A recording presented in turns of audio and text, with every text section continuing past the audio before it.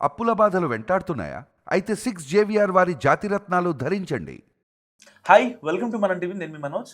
Digital payments వాడే వాళ్ళకు good news. ఇప్పటి వరకు యూపీఐలో మొత్తం డబ్బు పంపడం కష్టమైంది. సో రోజుకి గరిష్టంగా 1,00,000 మాత్రమే పంపే లిమిట్ ఉండేది. కానీ ఇప్పుడు ఆ ఇబ్బందికి చెక్ పెట్టింది ఎన్పిసిఐ. సో సెప్టెంబర్ 15, 2025 నుంచి కొన్ని ప్రత్యేకమైన పేమెంట్స్కి యూపీఐ లిమిట్ను రోజుకి 10 లక్షల రూపాయల వరకు పెంచింది. అంటే ఇక పన్నులు, ఇన్సూరెన్స్ ప్రీమియంలు, రుణాలు, ఈఎంఐలు, ఇంకా స్టాక్ మార్కెట్ ఇన్వెస్ట్మెంట్లు కావచ్చు, క్రెడిట్ కార్డ్ బిల్లు, ఇవన్నీ యూపీఐ ద్వారానే సులభంగా క్లియర్ చేసేయచ్చు. సో ముందు యూపీఐలో రోజుకి గరిష్టంగా 1,00,000 రూపాయలు వరకు మాత్రమే పంపే అవకాశం ఉండేది. అందుకే పెద్ద మొత్తంలో పన్నులు, ఇన్సూరెన్స్లు, ప్రీమియం లేదా ఇలా ఇన్వెస్ట్మెంట్ చేయాల్సిన వాళ్ళు నెఫ్ట్ ద్వారా కానీ, ఆర్టీజీఎస్ లాంటి ఇతర బ్యాంకింగ్ ఆప్షన్లపై ఆధారపడవలసి వచ్చేది. సో ప్రత్యేకంగా ఐటీఆర్ సీజన్లో అయితే యూపీఐతో పెద్ద మొత్తాలు చెల్లించడం అసాధ్యమే. కానీ ఇప్పుడు పరిస్థితి మారింది. ఒక్క ట్రాన్సాక్షన్కి 5 లక్షలు, రోజుకి మొత్తం 10 లక్షలు పంపే అవకాశం రావడంతో పెద్ద మొత్తాలు కూడా యూపీఐ ద్వారానే సులభంగా చెల్లించవచ్చు. దీని వలన యూపీఐపై నమ్మకం, వాడకం మరింత పెరిగే అవకాశం ఉంది.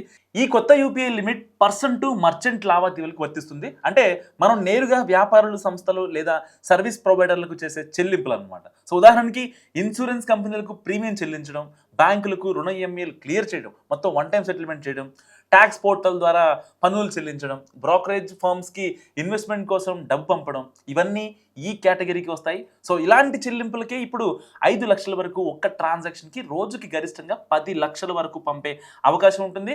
కానీ పర్సన్ టు పర్సన్ అంటే మన స్నేహితులకి, బంధువులకి యూపీఐ ద్వారా పంపే డబ్బు మాత్రం పాత రూల్స్కే పరిమితం అవుతుంది. అక్కడ లిమిట్ యథాతథంగా రోజుకి గరిష్టంగా 1,00,000 మాత్రమే. అంటే పెద్ద మొత్తాలు బిజినెస్, ట్యాక్స్, ఇన్వెస్ట్మెంట్ కోసం పంపాలంటే కొత్త లిమిట్ వర్తిస్తుంది. కానీ వ్యక్తిగత లావాదేవీల్లో మాత్రం ఎలాంటి మార్పు లేదు. కొత్తగా యూపీఐ లిమిట్స్ పెరగడం వల్ల పలు రంగాల వారు బాగా లాభపడుతున్నారు. ఉదాహరణకి పన్నులు చెల్లించే వాళ్లకు ఇది చాలా ఉపయోగం అవుతుంది. ఇప్పటి వరకు ఒక్కో ట్రాన్సాక్షన్లో 1,00,000 మాత్రమే పంపగలిగేవారు. కానీ ఇప్పుడు ఒక్కో ట్రాన్సాక్షన్లోనే 5 లక్షలు పంపొచ్చు. రోజు గరిష్టంగా 10 లక్షల వరకు చెల్లించవచ్చు. అలాగే ఇన్సూరెన్స్ ప్రీమియంలు లేదా స్టాక్ మార్కెట్లో ఇన్వెస్ట్మెంట్లు చేసే వారికి కూడా ఇది బిగ్ రిలీఫ్ అని చెప్పాలి. సో ముందు 2 లక్షల లిమిట్ ఉండేది, ఇప్పుడు అది 5 లక్షలకు పెరిగింది. రోజుకు మొత్తం 10 లక్షలు ట్రాన్స్ఫర్ చేయొచ్చు. రుణాలు, ఈఎంఐలు లేదా బిజినెస్ టు బిజినెస్ కలెక్షన్ చేసే వాళ్ళకి కూడా ఇదే లిమిట్ వర్తిస్తుంది.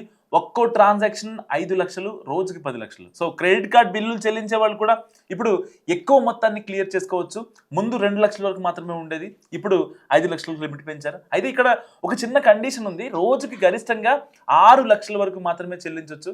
అదేవిధంగా ఫారెక్స్ ట్రాన్సాక్షన్లు కూడా ఒక్కోసారి 5 లక్షల వరకు చేయొచ్చు. సో చివరిగా డిజిటల్ సేవింగ్స్ అకౌంట్లు కూడా లేదా ఫిక్స్డ్ డిపాజిట్లు ఓపెన్ చేయడానికి కూడా ఒక ట్రాన్సాక్షన్లో 5 లక్షలు పెట్టొచ్చు. మొత్తానికి ఈ మార్పులు ఎక్కువ మొత్తాల డిజిటల్ చెల్లింపులు చేసేవారికి పెద్ద సౌకర్యంగా ఉంటుంది.